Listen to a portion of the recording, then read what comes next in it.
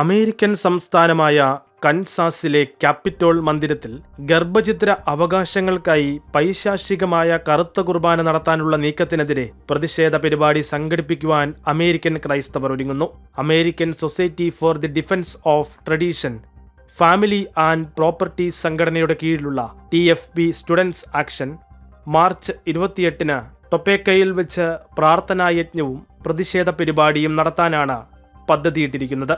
Capitol മൈതാനത്തെയും നിയമനിർമ്മാണ സഭയെയും സാത്താന് സമർപ്പിക്കുന്നതിനായുള്ള നീക്കത്തിനെതിരെ ശക്തമായി ശബ്ദമുയർത്താനാണ് സംഘടനയുടെ തീരുമാനം.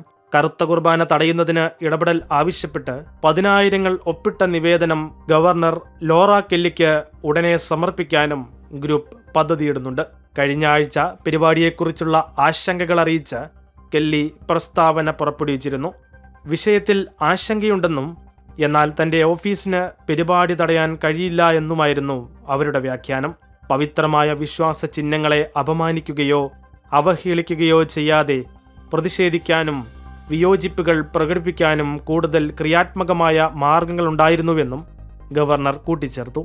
ഉള്ളടക്കം എത്ര കുറ്റകരമോ അരോചകമോ ആണെന്ന് തോന്നിയാലും ഗവർണർ എന്ന നിലയിൽ പ്രതിഷേധക്കാരുടെ ഭരണഘടനാപരമായ അവകാശങ്ങളായ സംസാര സ്വാതന്ത്ര്യവും ആവിഷ്കാര സ്വാതന്ത്ര്യവും സംരക്ഷിക്കേണ്ട കടമ തനിക്കുണ്ട്.